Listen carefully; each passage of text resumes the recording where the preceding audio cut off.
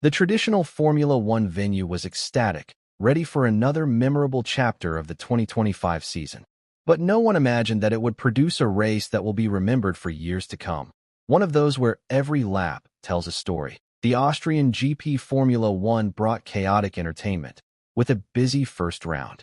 From the chaos at the start to the podium finish, from Verstappen's frustration to Bortoleto's unexpected brilliance, that race was full of details that could completely change the championship. And in this video, we'll break it all down, lap by lap, maneuver by maneuver, and of course, with the eyes of someone who follows Formula One not only with passion, but with attention to the behind-the-scenes, the strategies, and the signs of what's to come. But in the end, the one who dominated was a driver dressed in papaya orange. Lando Norris, with his razor-sharp McLaren, ignored the pressure, kept his cool, and secured a gigantic victory in the 2025 Austrian GP. So now you know.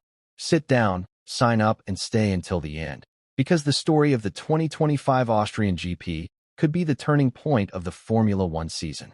From the start, the atmosphere was tense. However, even before the official start, the Spanish of Williams, 19th on the grid, Carlos Sainz had problems with his car. The Williams driver had trouble leaving the grid, stuck in first gear. With that, the procedure was aborted and a new warm-up lap was announced. Once he was able to get out of the pit lane, Sainz went to the pits to try to start from the pit lane. However, when he reached the starting position, the Spaniard saw his car catch fire in the rear brakes. It was the end of the race for him. Williams' team principal, James Vowles, did not give details about the problem, but he lamented the team's results on Sunday, as Alexander Albon also abandoned the test. It was a very disappointing day. We had the pace today to finish comfortably in 6th place, but we leave with a double retirement. We had two different issues that we need to understand to make sure we fix them and move forward, said the team director. We are on a good journey to build a fast car, but we are not yet complete in terms of operation and reliability. We have 13 races to go this season, and they are key to building the muscle and capability to ensure that as we move up the grid and get faster, we can fight with the best at the front of the pack, he added. A little further back, Andrea Kimi Antonelli locked the rear of his car and hit Max Verstappen's car, causing both of them to abandon the race. Soon after, the safety car was activated. 2 laps later, the safety car left the track and the race was resumed. The Mercedes driver was punished with 2 points on his super license and a loss of 3 positions in the British GP, which will take place next weekend. Antonelli apologized to the team over the radio and also to Verstappen, who didn't seem too stressed about the crash. Everyone has made a mistake like this in their career, and, besides, Kimi is a huge talent, so he learns from it, you know? It's all good, said the Dutchman. What did you think of Max Verstappen's comment? He is usually more controversial, but this time, he understood that Kimi Antonelli's mistake was more due to his lack of experience, apparently. Tell us what you thought about it in the comments. On Friday on the 11th lap, Piastri began to show Norris that he intended to overtake. The real attempt came on the 11th lap. Piastri got to the side, managed to overtake Norris, who made a mistake at turn 3. They were side by side, but the British driver maintained the position. After a long chase, Norris went into the pits. 2 laps later, Piastri also went. On the track, Bortoleto, on new medium tires, overtook Oliver Bearman. And so it went, with the Sauber duo passing their rivals in front. At the back of the grid, Yuki Tsunoda and Franco Colapinto were involved in an accident, with the Red Bull driver hitting the Argentine's car. The Alpine spun on the track, but came back and continued. Due to the collision, Tsunoda was given a 10-second penalty. Lap 53 marked Norris's stop, and, shortly after, McLaren called Piastri, returning the Australian in the middle of the backmarker's confusion, being thrown out by Colapinto, who received a 5's penalty for this incident.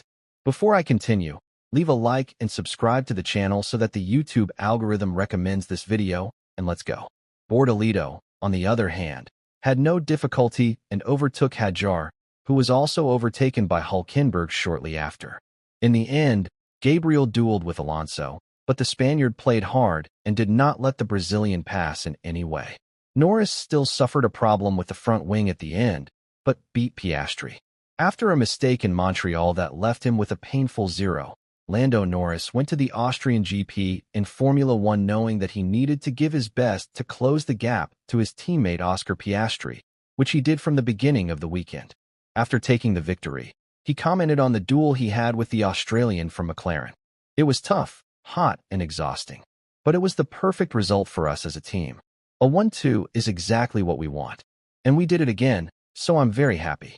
And he recalled the crash and retirement in Montreal. It was probably the best recovery we could have had after what happened in Canada. As for his battle with Piastri in the first stint of the race, Norris said it was a stressful but fun moment. We had a great battle, that's for sure. It was a lot of fun. For me, it was very stressful as well, but a lot of fun. Yeah, a great battle. Very well done, Oscar. I hope it was fun for everyone else to see as well. Away from the two, Leclerc completed the podium, with Lewis Hamilton in 4th place and George Russell in 5th. In the fight for the intermediate group, the risk they took was worth it. Liam Lawson and Fernando Alonso, stretching the first stint a lot and managing to finish with just one stop. And now that the chaos of the Austrian GP has been digested, at least in part, it's time to look at the big board for the 2025 season.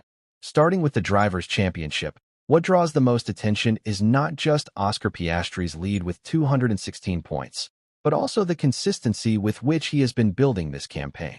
The Australian driver from McLaren is, without a shadow of a doubt, the biggest surprise of the season, and now he leads the World Championship with authority. His second place in the Austrian GP not only kept him ahead of Norris, but also increased his advantage, since the Briton, even with the victory, is still behind with 201 points. The difference between the two is 15 points. Does it seem like a small amount? Maybe. But in a season with so many ups and downs, 15 points are a luxury and an important psychological shield for someone who is seeking his first world title. Further down the table, Max Verstappen appears in 3rd with 155 points. And what is most frightening about this number is the gap that has opened up between him and the leaders at McLaren. He is 61 points behind Piastri. Right behind Verstappen, we have George Russell with 146 points, Charles Leclerc with 119, and Lewis Hamilton with 91. Russell continues to be the pillar of Mercedes, even with Antonelli improving in performance. The Brit has been having a stable season, and if the Germans deliver a more competitive car in the second half of the season, he could even trouble the top 3. In the Constructors' Championship, McLaren now leads with 417 points, followed by Ferrari with 210 points and Mercedes with 209 points. With all this at stake, the next GPs promise to be decisive. F1 now heads to Silverstone, a track that perfectly suits Norris' style, but where Piastri has also shown in the youth ranks. But tell me, what did you think of this video? Comment below because I want to know your opinion, and leave a like and subscribe to the channel so you don't miss anything.